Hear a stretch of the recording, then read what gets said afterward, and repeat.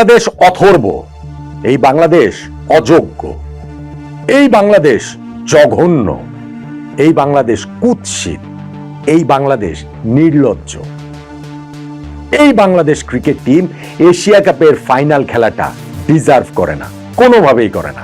পাকিস্তানের কাছে আমরা যেভাবে হেরে গিয়েছি তাতে করে শুরুতে একটা তীব্র বিষণ্ণতার ভেতরে ঢুকে গিয়েছিলাম, কিন্তু এখন সেই জায়গাটা নিয়েছে রাগ, ক্রোধ।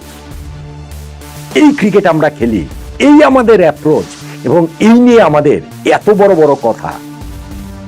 কেন আমি এরকম কথাগুলো বলছি, এত স্ট্রং ওয়ার্ডস গুলো ইউজ করছি, সেইটা আমি আপনাদেরকে একেবারে ইনসিডেন্ট ধরে ধরে দেখিয়ে দিব। এবং সেইটা শুধুমাত্র পাকিস্তানের বিপক্ষে এই পরাজয়ের তো ম্যাচের ক্ষেত্রে না, ওভারঅল আমাদের ক্রিকেটের প্রতি যে অ্যাপ্রোচ, সেইটাতেও আরো নগ্নভাবে স্পষ্ট হয়ে যাবে যদি আপনারা জিনিসটা বুঝতে পারেন, যদি আপনারা জিনিসটা ধরতে পারেন। আসুন দেখি, আমার ঠিক আছে, ক্রিকেট খেলে একটা জয় পরাজয় থাকবে, একটা দল জিতবে, একটা দল হারবে, এবং বাংলাদেশের একটা ব্যাড ডেতে আমরা হেরে যেতে পারি, কিন্তু ওভারঅল ক্রিকেট খেলাটার প্রতি এক ধরনের একটা যেই জায়গাটাতে আমরা রয়েছি, খেলাটার প্রতি একটা অনেস্টি থাকতে হবে না, খেলাটার প্রতি একটা নিবেদন থাকতে হবে না, কিন্তু সেইটা আমাদের এই টিমের কাছ থেকে যখন দেখতে পাই না, তখন আসলে খুবই খুবই, ওই যে বললাম, শুরুতে হতাশ লাগে, বিষণ্ণ লাগে, তারপর রাগ লাগে। এই বাংলাদেশের জন্য আমরা গলা ফাটাই, এই বাংলাদেশের জন্য আমরা কলম ভাঙি, কিবোর্ড ভাঙি। এই বাংলাদেশের সাফল্যের কামনায় পুরো দেশ এবং সারা বিশ্বে ছড়িয়ে ছিটিয়ে থাকা যে কোটি কোটি বাংলাদেশি রয়েছেন, বাঙালি রয়েছেন, তারা প্রার্থনা করেন। কোথায়, কাদের জন্য, কি কারণে? ভাই, আমি বলছিলাম যে আমি একেবারে ইনসিডেন্ট ধরে ধরে দেখিয়ে দেবো। আপনি যদি মোটা দাগে যদি বলেন, তাহলে পাকিস্তানের সাথে এই ম্যাচটা জিতলেই বাংলাদেশ সেমিফাইনাল খেলবে, যেই ম্যাচে পাকিস্তান 135 রান করেছে। 135 তাদের করার কোনো কারণই ছিল না, কোনো রকম কোনো কারণ ছিল না, এবং সেই 135 পর্যন্ত তারা যেতে পেরেছে যে আমরা ফিল্ডিং এর আমাদের ওই ক্যাচগুলো ফালানোর কারণে। হ্যাঁ, এই দুবাই স্টেডিয়ামে ক্যাচ ধরা কঠিন এবং প্রত্যেকটা দলই মিস করছে, সবই ঠিক আছে, এবং এই বাস্তবতাকে মাথায় রেখেও আপনি যখন জানবেন যে বাংলাদেশ কি অপরচুনিটিগুলো লস্ট করেছে। আমি আমার টার্নিং পয়েন্টের ভিডিওটাতে বলেছিলাম যে 39টা রান বাংলাদেশ উপহার দিয়েছে পাকিস্তানকে।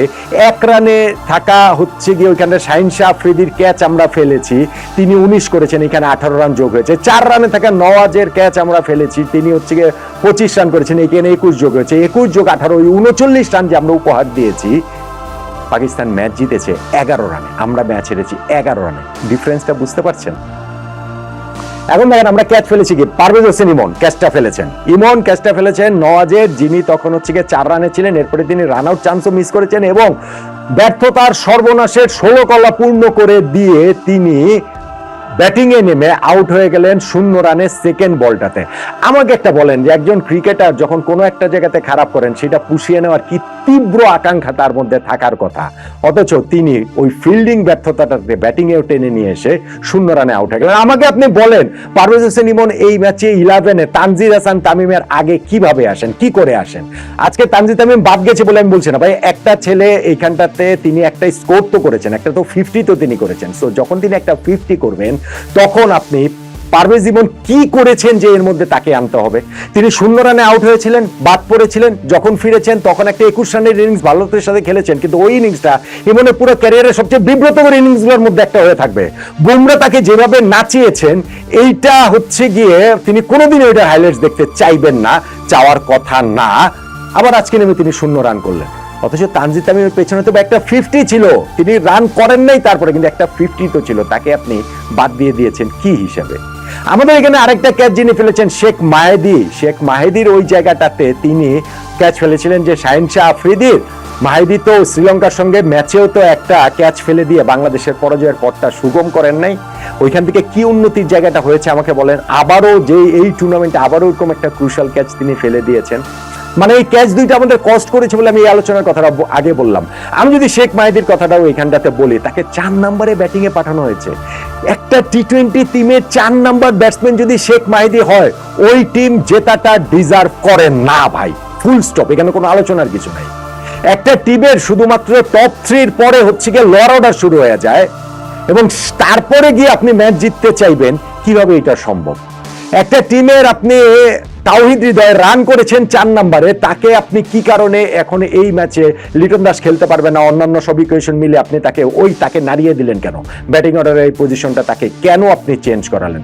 শেখ মাহিদিকে আপনি 4 নম্বরে নামিয়েছেন স্লক করার জন্য, 5 নম্বরে আপনি নুরুল হাসান সোহানকে নামিয়েছেন স্লক করার জন্য।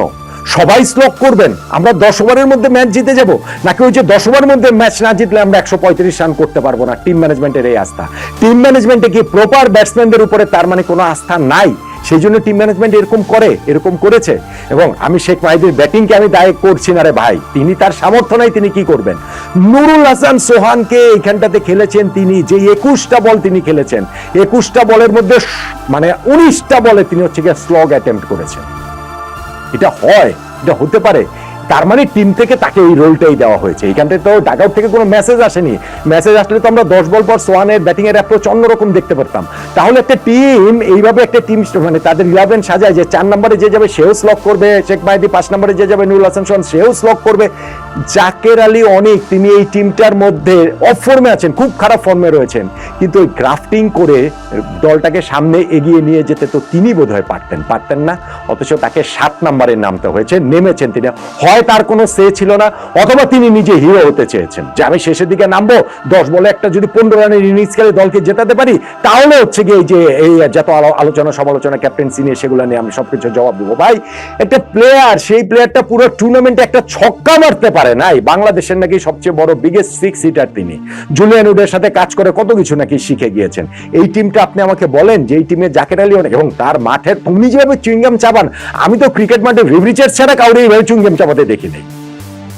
তো এই টিমটা কিভাবে মাঠের ক্রিকেটে যখন তিনি ডবল অঙ্কা একটা লবডঙ্কা, সেই টিম কেন কিভাবে তারা আসলে এশিয়া কাপের ফাইনাল খেলাটা ডিজার্ভ করে? আমাকে একটু ভাই বলেন তো দেখি, আমাকে একটু বলেন।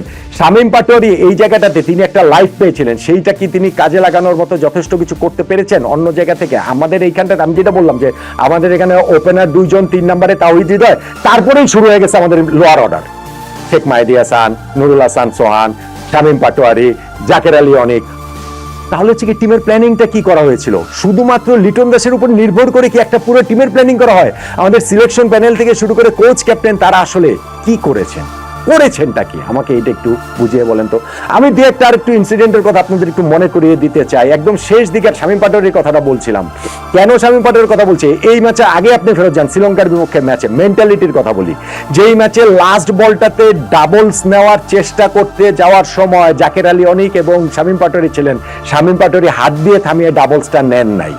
ডাবলস নিলে বাংলাদেশ ওই ম্যাচ জিততো তা না, ডাবলস নিতে গেলে তিনি রান আউট হয়ে যেতেন মোটামুটি 95% শিওর, কিন্তু 5% তো চান্স ছিল দলের একটা রান যোগ হওয়ার, কিন্তু সেই রিস্কটাও তিনি আসলে নিতে চান নাই। কেন জানেন?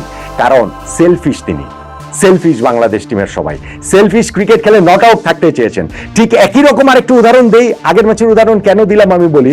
আজকের এই ম্যাচটাতে আমাদের 9 উইকেট পড়ে গেছে, আমরা পাকিস্তানের কাছে হেরে গেছি, শেষ 2 ওভারে 33 রান প্রয়োজন। প্রথম বলটাতে রিশাদ একটা 4 মারলেন, 11 বলে 29 রান প্রয়োজন, হলেও তো হতে পারে অবস্থা, রাইট? নেক্সট ডেলিভারিটা থেকে রিশাদ কোনো হচ্ছে গিয়ে লং অনে ঠেললেন, হচ্ছে গিয়ে সিঙ্গেল তিনি রিফিউজ করলেন, সিঙ্গেল নিলেন না, কেননা অন্য প্রান্তের ব্যাটসম্যান হচ্ছে মুস্তাফিজুর রহমান। ফেয়ার এনাফ, 11 বলে 29 ছিল, 10 বলে 29 হয়েছে। ভেরি নেক্সট ডেলিভারিতে কেন আপনি আবার 1 রান নেবেন? কেন আপনি ওই নেক্সট ডেলিভারিতে 1 রান নিয়ে মুস্তাফিজকে আপনি আবার স্ট্রাইকে দিবেন? মুস্তাফিজের বলটা 4 হয়ে গেছে, সেটা অন্য আলোচনা, কিন্তু আমি বলছি মেন্টালিটির অবস্থাটা আমাদের কি?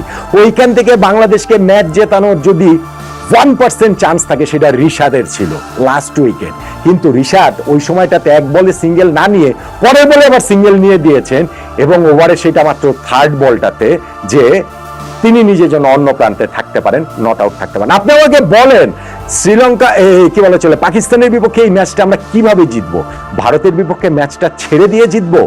ভারতের বিপক্ষে ম্যাচ বাংলাদেশ খেলেছে এটা ধরে নিয়ে যে বাংলাদেশ এই ম্যাচটা হেরে গিয়েছে, নইলে ভারতের বিপক্ষে ম্যাচে আপনি তাসকিন আহমেদকে রেস্ট দিতে পারেন না, এইটা হইতেই পারে না। আপনি বলবেন যে management, body management, injury management, T20 ম্যাচে 2 দিন 4 ওভার 8 ওভার বোলিং করতে পারবেন না? তাহলে সারাদিন কিসের জিম করেন, সারাদিন কিসের ফিটনেস করেন? এইখানটাতে অস্ট্রেলিয়া এসে এই দুবাইতে এসে 5 দিনের টেস্ট ম্যাচ খেলে যায় না, তো 2 দিন পর পর টি20 ম্যাচ খেলতে পারবেন না, আপনি তাসকিনকে রেস্ট দিয়ে দেন। রেস্ট তো দিয়েছেন, রাখেলে অনেক প্রেস কনফারেন্সে এসে বলেছেন যে আমাদের টিমে যে এতগুলা চেঞ্জ হয়েছে সেইটা হচ্ছে গিয়ে কম্বিনেশন এবং রেস্টের কথা বিবেচনা করে। তাসকিনকে আপনারা রেস্ট দেন, শেখ মাহিদিকে আপনারা রেস্ট দেন এই বিবেচনায় রেখে যে আপনারা হচ্ছে গিয়ে এই পাকিস্তানের সঙ্গে ম্যাচে এদেরকে লাগবে, আরো বেশি করে লাগবে, স্পেশালি হচ্ছে গিয়ে তাসকিনকে। ভারতের সঙ্গে ম্যাচে তারা হচ্ছে গিয়ে পাকিস্তানের সঙ্গে আপনারা যদি জিতিও আমরা, তো ফাইনালি কি আমরা ভারতের কাছে হেরে যাব? ভারতের সঙ্গে তো আমরা জিতবই না, এটা ধরে নিয়েই তো এদেরকে আমরা রেস্ট দিচ্ছি, রাইট? তাহলে যেই টিমটা ধরে নেয় যে আমাদের ফাইনালে উঠতে হলে ভারতকে ছেড়ে দিয়ে পাকিস্তানকে টার্গেট করতে হবে, সেই টিম আসলে ফাইনালে খেলার যোগ্য না। সেই টিম ডিজার্ভেডলি তারা হচ্ছে গিয়ে ফাইনাল থেকে ছিটকে গিয়েছে। এইটা 100% এটা ট্রু, 100% এটা সত্যি। আমাদের এই টিমের সেই ক্যাপাবিলিটির জায়গাটাই নেই। আমি কতগুলো ইনসিডেন্টের কথা বললাম এবং আমি যে নির্লজ্জ বলেছি খালি খালি বলি নাই।